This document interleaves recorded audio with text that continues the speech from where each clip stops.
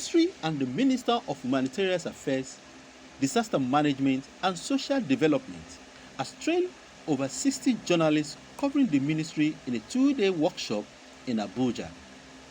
Addressing the journalists at the workshop, Minister Sadia Umar Farouk expresses the role of journalists during emergency and disaster. However, she uses the opportunity to give details of what government is doing with Northeast internally displaced people and empower.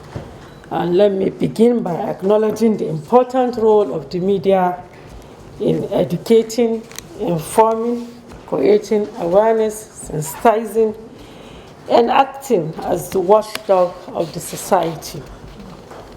The media is one of the critical partners of the ministry.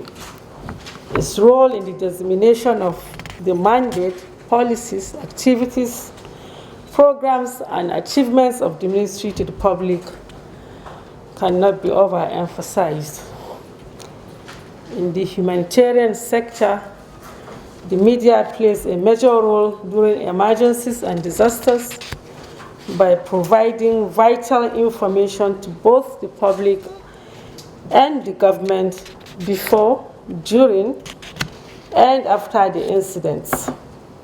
The media educates people about consequences, hazards, and warnings on disasters and alerts government for rescue and interventions. Hence, the need for increased collaboration between the ministry, the humanitarian actors, and the media.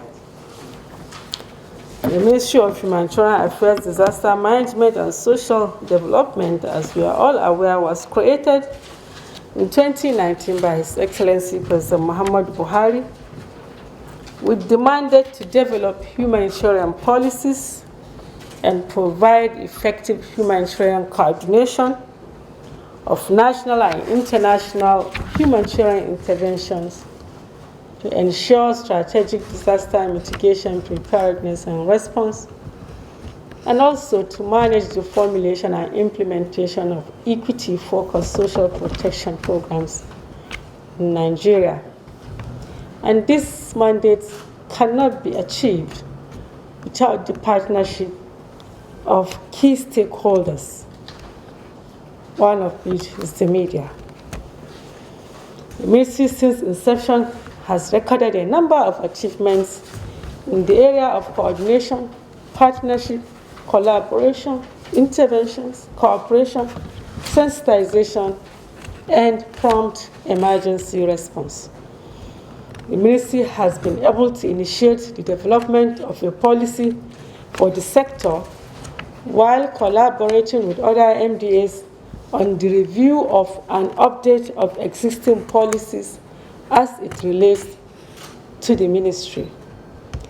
In November 2019, the ministry developed the Civil Security Cooperation, CSEC, in humanitarian interventions to effectively tackle issues of access, coordination, and communication between humanitarian actors and security actors towards the seamless delivery of humanitarian intervention to the vulnerable.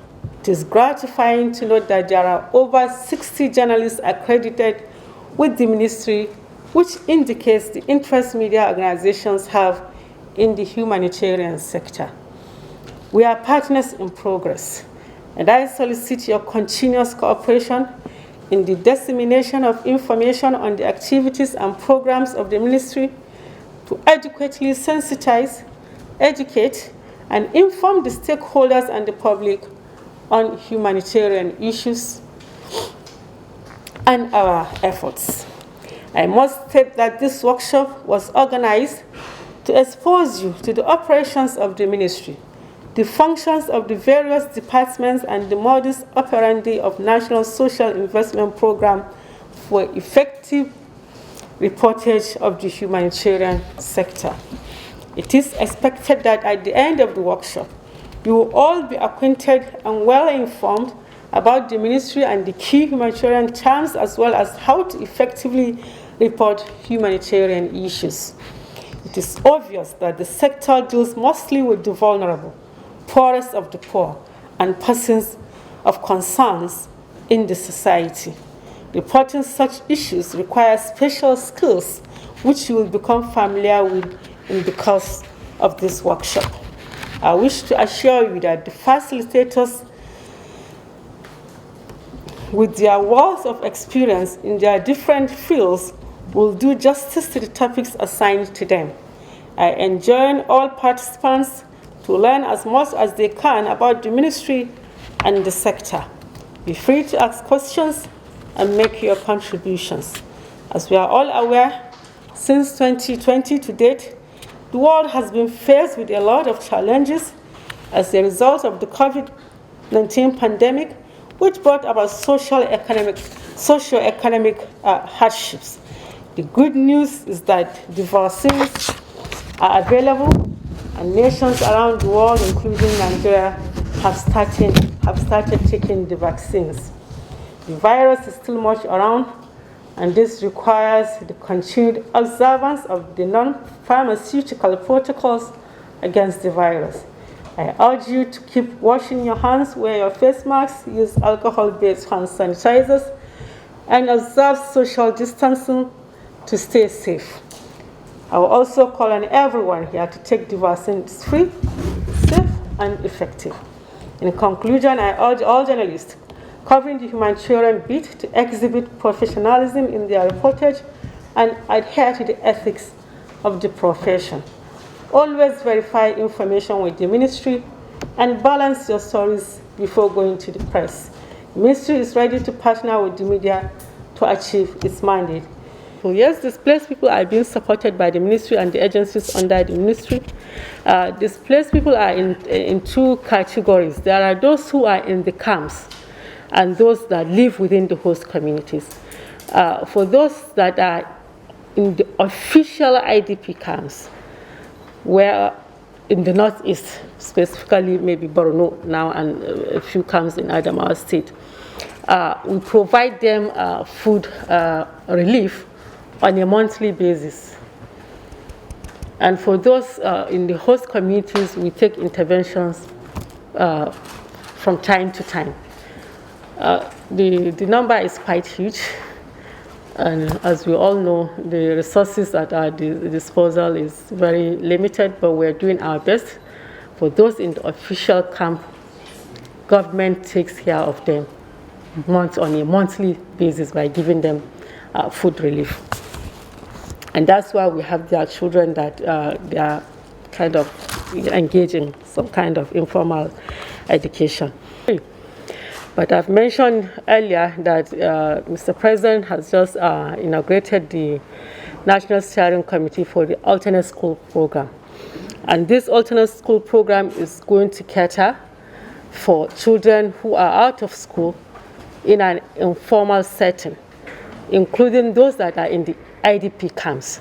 So we're going to take this feeding to them as part of the ASP intervention.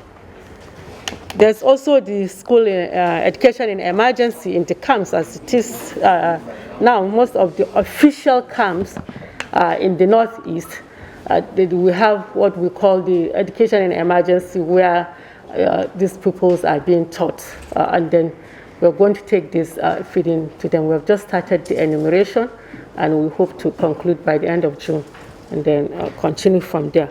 Commenced. We've started sensitizing them. We are working with the National Primary Healthcare Development Agency to see that we achieve this.